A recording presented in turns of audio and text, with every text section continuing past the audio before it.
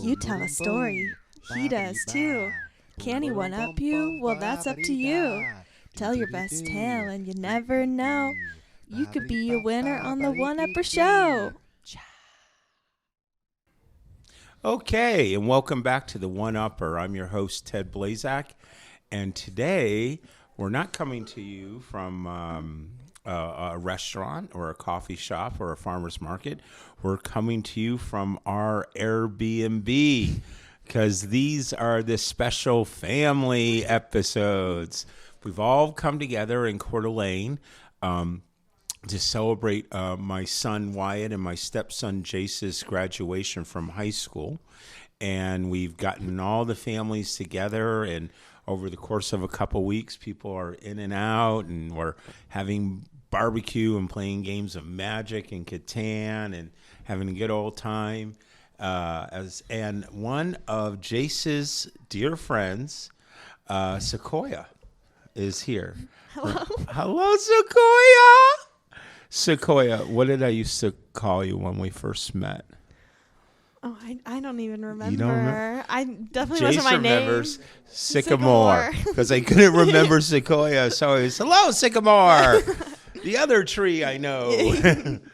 Well, Sequoia, and you're here for Jace's graduation. Yeah. And where do you live normally now? I'm in Bozeman, Montana. Bozeman, Montana. So you drove about like 5.5 hours to get? Yeah, 5.5, yeah. Yeah. Oh, you're such a good friend.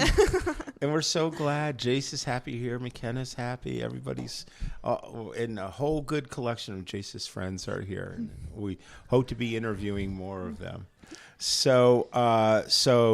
But we've known you for a while, and we've been talking about these stories, and sometimes these stories aren't happy-go-lucky stories. Sometimes they're sad and poignant, but important. And you have a story like that for us today, right? And I really don't know all of it, but I'm happy that you're willing to share. So tell us about your story. So I used to live in Whitefish, Montana, and this took place about a year ago. Just a normal day working, and didn't think anything of it. Where do you work? I worked at Mackenzie River in Kalispell. What you do there? I was a server. In a restaurant. Yeah. Okay. It seemed like a normal day, I guess. And then towards the end of the night, there was a lot of confusion about something that was happening out in the parking lot. There were a couple cop cars, and the cops were coming in asking if we had any security cameras, and they were just asking a lot of questions to our manager on duty, and there was speculation about it being a drug overdose or something, and no one knew what was going on. We didn't really think much of it. We didn't think it was anything important or related to our work at all. Is it a big restaurant? Yeah. I think it was Thursday night, so it was probably almost full capacity. What's that, like 100 people? Or? I think it's closer to maybe 200. Oh, wow. That's a really big restaurant. Yeah. But yeah, I kind of clocked out and went to my car as normal. I texted my general manager, who wasn't working at the time, and kind of was like, there's a bunch of cop cars outside, and he called me, and he was like, what's going on? Like, and I was like, I don't know. There's just cop cars outside. I'm not sure. And I knew my general manager on a personal level, so he's kind of like, don't call me if it's not a big deal or anything. Right. Yeah. So is a friend of yours. Yeah. Right. So letting them know what's going on. Yeah. Yeah. And then I just went home, and I actually lived with my general manager at Oh, the you're time. kidding. Yeah. You're roommates with your general manager. Yeah. Okay. All right. Yeah, and I went home. I was probably home for about an hour and a half, and nothing was wrong. And then all of a sudden, he came upstairs, and he mentioned that someone who had previously worked there had committed suicide. Oh, in the parking lot in of the the parking restaurant. lot in his car. Oh my goodness. Yeah. Oh. Yeah. And so did you know this person? I did. I had worked with him for a couple months before he left, and he was also a pretty good friend of my general manager / roommate. So I had met him and hung out with him a couple times. Yeah. Yeah. So when you first heard the news, what were you thinking? I don't know. I think I was in shock. I didn't even know what to think. I've never been good with death, I guess, with my friends or family or, when my friends are going through it. I've never had someone personally, like, close to me die. Yeah. Someone that I was just really close with and had a good connection with. Yeah. So I was more worried about the people that were close with him. Yeah. Because at my job, a lot of us would hang out outside. I mean, I lived with my general manager, so a lot of us were pretty tight-knit friend group. Yeah. And I didn't know what to think. Yeah. So why did you find out more information in the days ahead? Yeah. Apparently he was intoxicated at the time, so it was kind of an impulse decision. Yeah. I think he had gotten into a argument with a friend of his, and things kind of spiraled. I mean, obviously it probably wasn't that one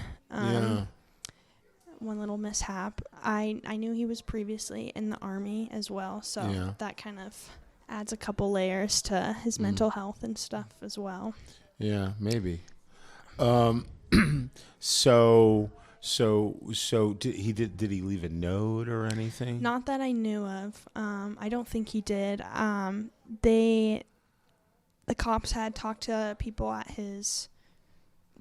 he was last seen at his old job. I think that's what happened.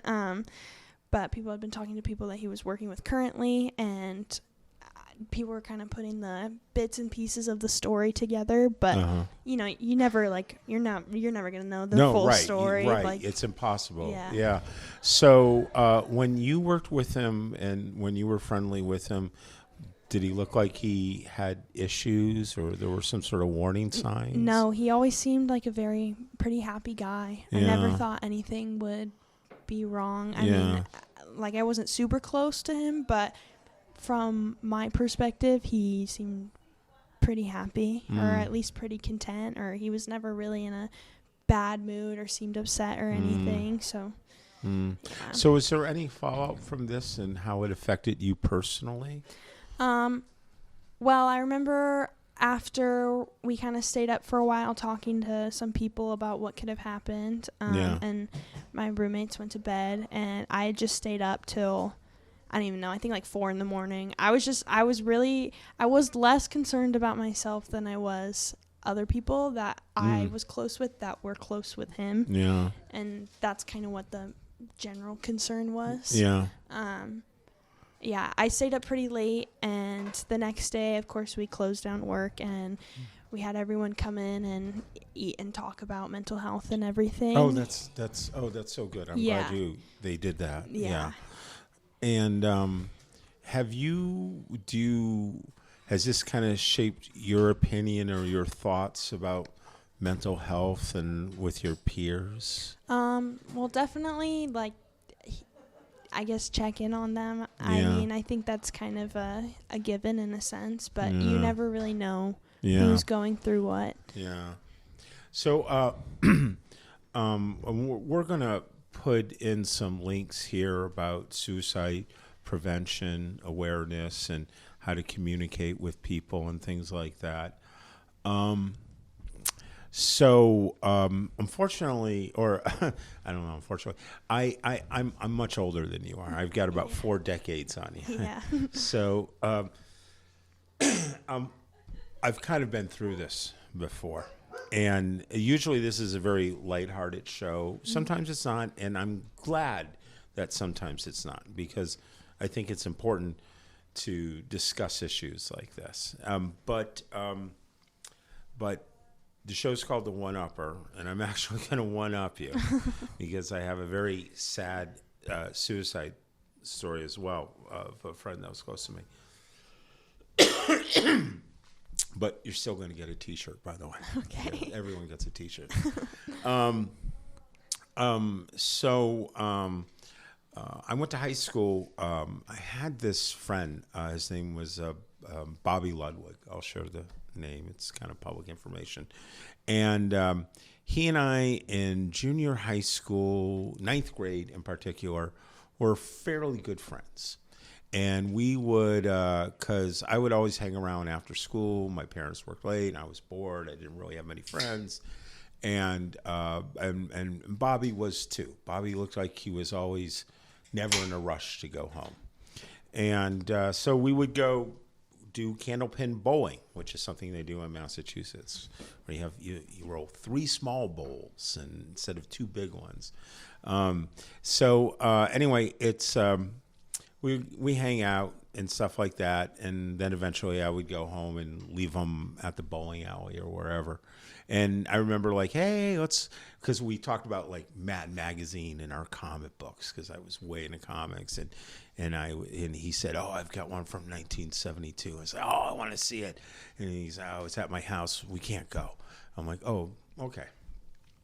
So we were good friends in 9th grade, and then we were okay. I kind of knew him in 10th grade, but now it's in high school and different cliques and things like that. And I didn't really hang out with him too much.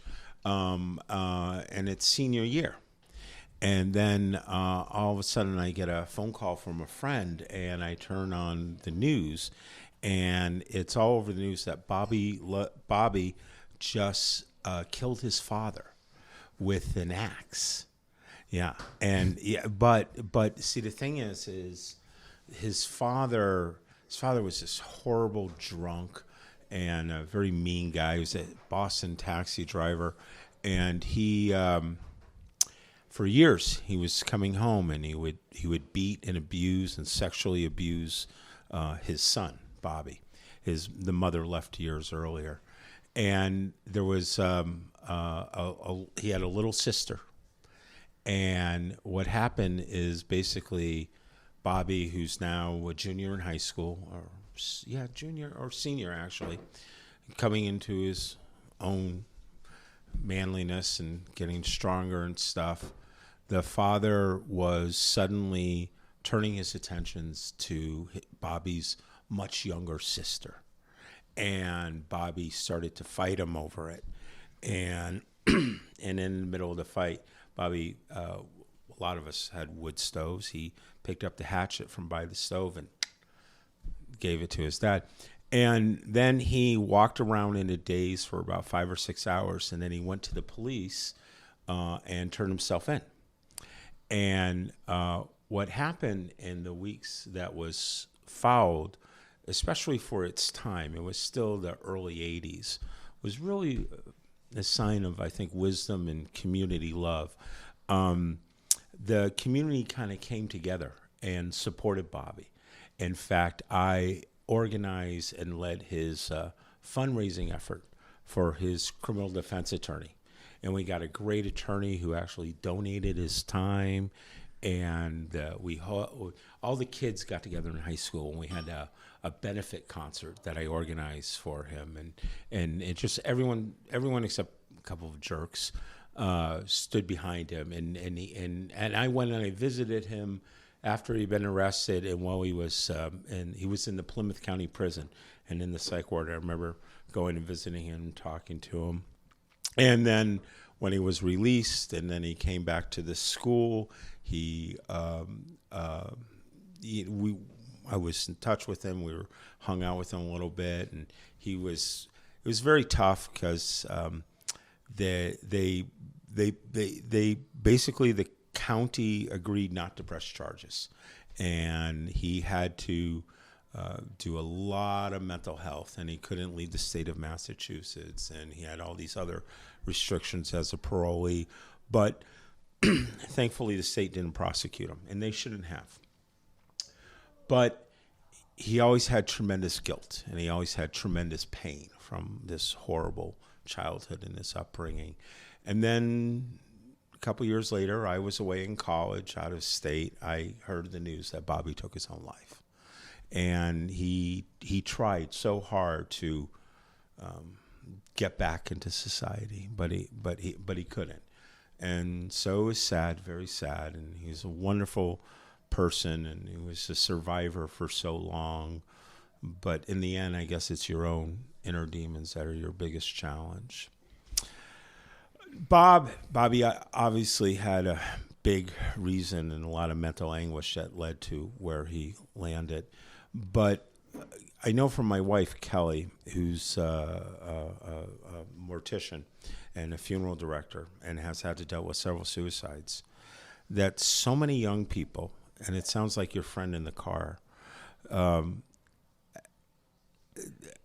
end their lives for the smallest of reasons. I've known a friend who killed herself because she had so much college debt and she felt so oppressed. And I know people who have done it because they broke up with a boyfriend or a girlfriend and they're in their 20s and they think that's the end of the world. And if I could pass on a message to our listeners, it's that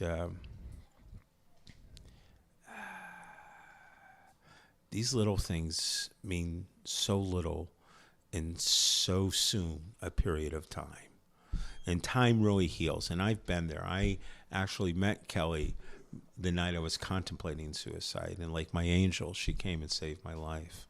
But it's just things that seem so big, they really aren't. And the things that are so small, like the whistle of a bird or the sound of the wind, are actually so much bigger and so more worthy of appreciation than those little annoying things that chip away at our psyche.